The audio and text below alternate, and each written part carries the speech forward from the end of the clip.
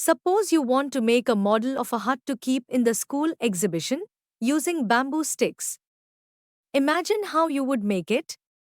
You would keep some of the sticks parallel to each other, and some sticks would be kept slanted. Just like some lines can be parallel, while some can be joined on a vertex, making an angle. Hello, children. Today we will learn lines and angles. Let's start with some basic terms and definitions. What is a line? A line is a collection of points extending endlessly in both directions.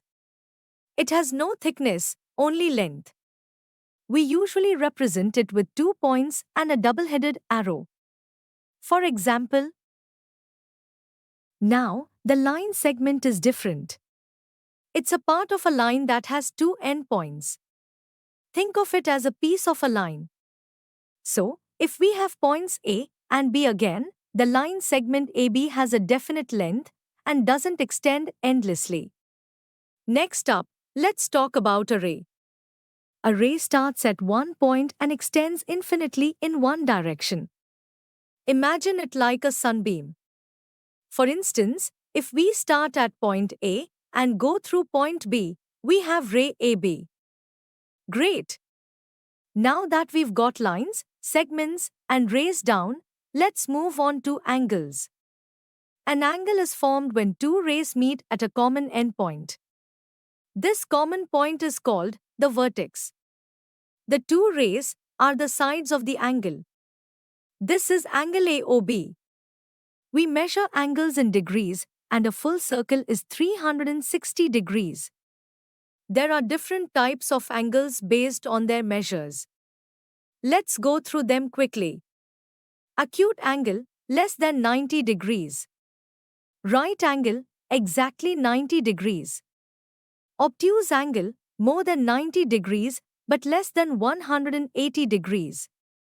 Straight angle, exactly 180 degrees. Reflex angle, more than 180 degrees but less than 360 degrees. These are the basic types of angles you need to know. Now, let's talk about pairs of angles. There are several types of pairs that are important in geometry. First, we have complementary angles. Complementary angles are two angles that add up to 90 degrees. Like, these two angles are complementary because 30 degrees plus 60 degrees equals 90 degrees. Simple, right? Next, we have supplementary angles.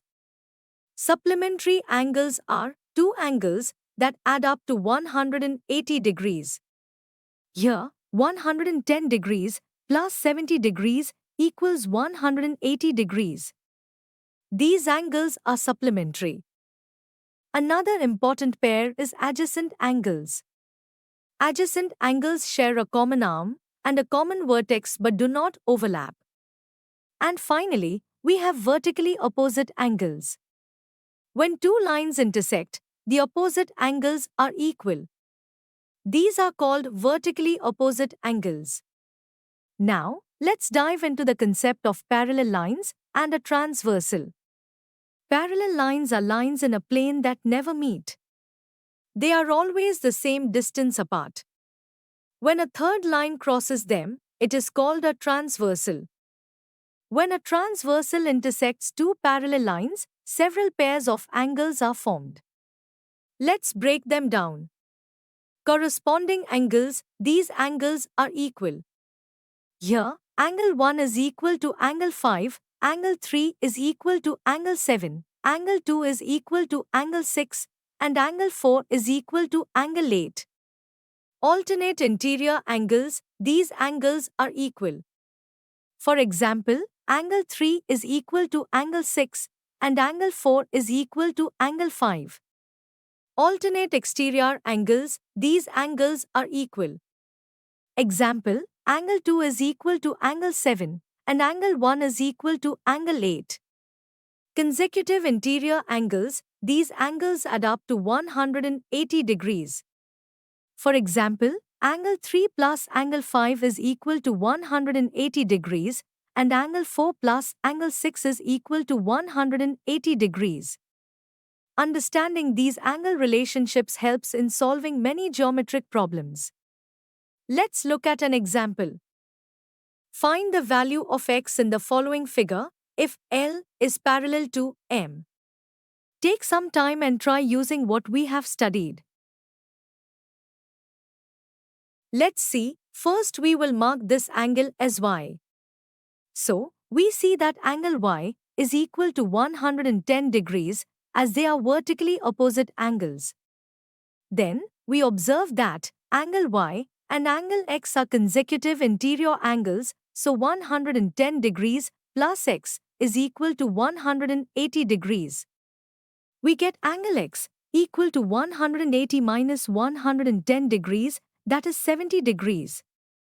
By using the properties of corresponding, alternate interior, and consecutive interior angles, we can find all the unknown angles in this figure. Now, let's discuss some important axioms and theorems related to lines and angles.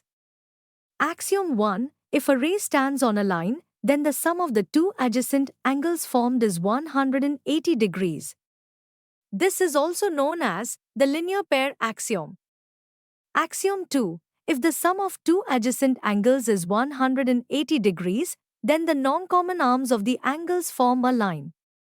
Theorem 1. If two lines intersect each other, then the vertically opposite angles are equal. Theorem 2. Lines which are parallel to the same line are parallel to each other.